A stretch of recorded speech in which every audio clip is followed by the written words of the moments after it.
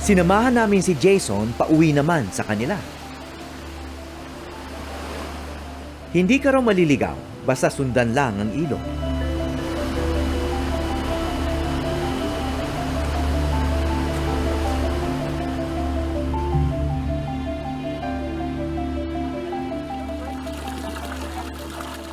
Nakita namin ang pinagmula ng kanyang malasakit.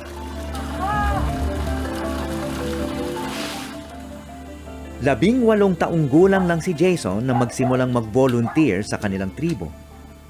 32 na siya ngayon. Paano mo natuklasan na kailangan nila ng tulong?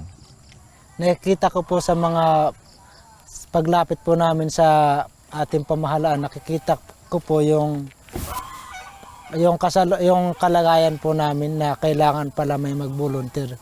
Marami ka bang katribo na walang birth certificate? Marami po. Nung una po, pero hanggang sa ngayon meron pa po. Bakit wala silang birth certificate? Hindi po nila na intindihan yung kahalagahan po ng birth certificate. Ayon sa batas, kailangang maiparehistro sa loob ng 30 araw ang bagong silang na sanggol.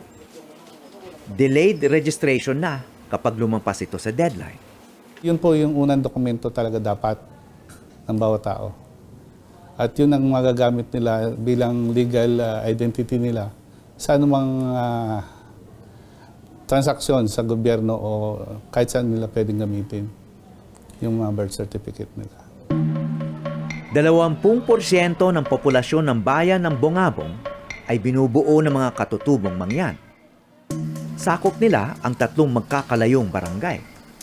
Ang problema naman po namin pag nag-information dissemination kami, yung language barrier. Salita kami ng salita, nakatingin lang sa amin, hindi naman pala nila naiintindihan yung salita namin. Kaya nag-strategize po kami na humingi ng volunteer po, yung IP volunteer. Hinasa nila ang mga tulad ni Jason kung paano mag-interview para sa pagproseso ng birth certificate.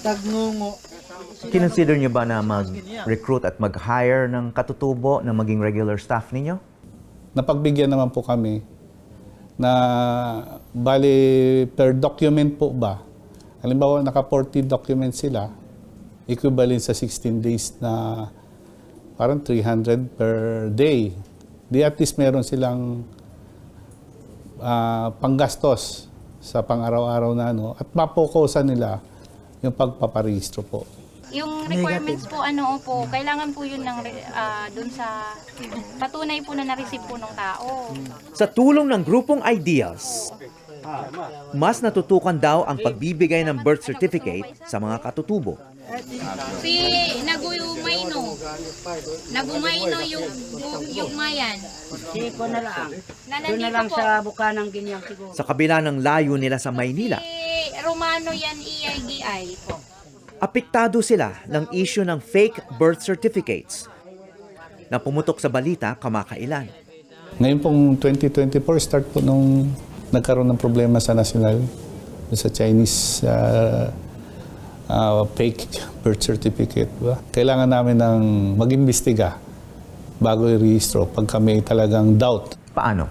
Kailangan po nila ang personal appearance, magulang, tapos yung national ID mandatory, tapos mas maraming supporting document pa po. Sa amin po, trabaho lang, okay lang yun.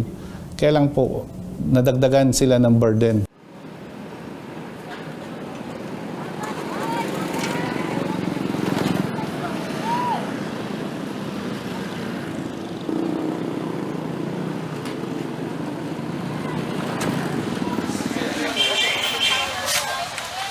Si Jason ang tulay ng kanyang tribo sa bürokrasya ng pamahalaan.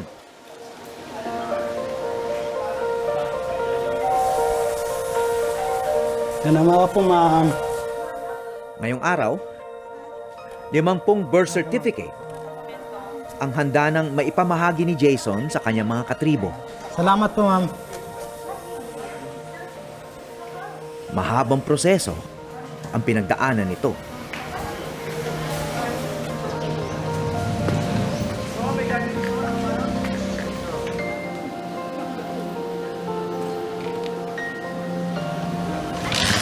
Hiniram lang ni Jason ng motorsiklo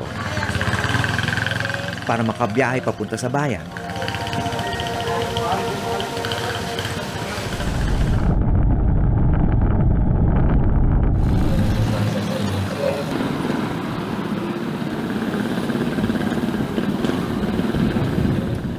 Mahigit 2 oras na biyahe ang layo nito mula sa kanyang sityo.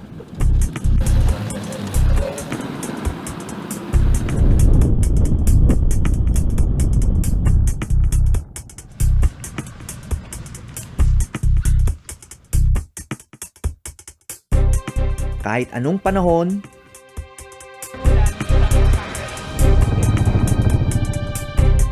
tuloy ang misyon.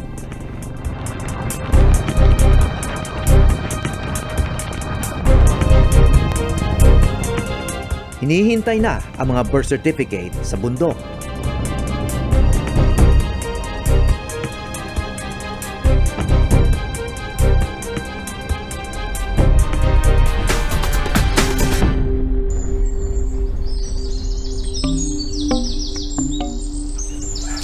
Jason, kumusta na?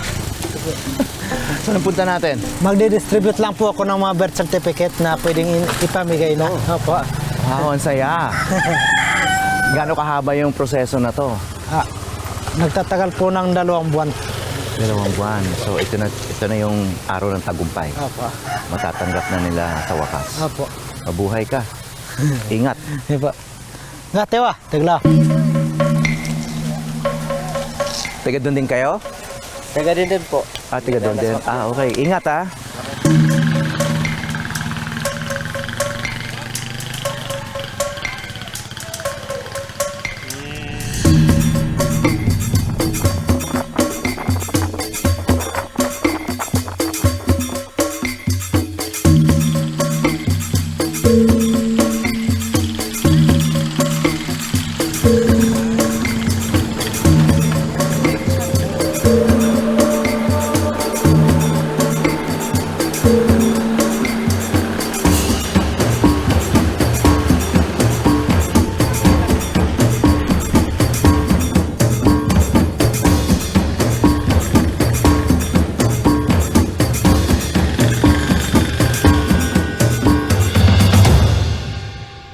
Hindi naman sa pag-ano sa ating Juan. Saan galing? Kilala ba galing niyo?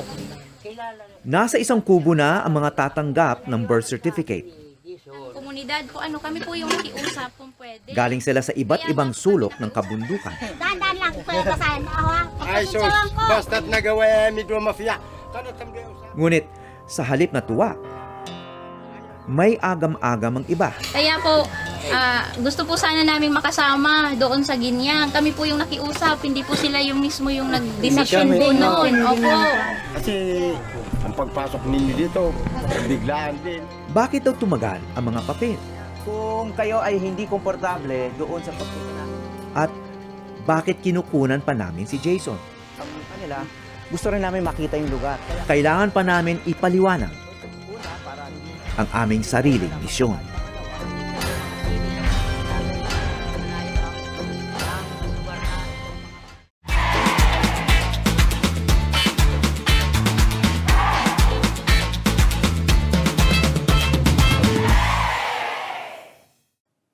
Maraming salamat sa pagtutok sa Eyewitness, mga kapuso.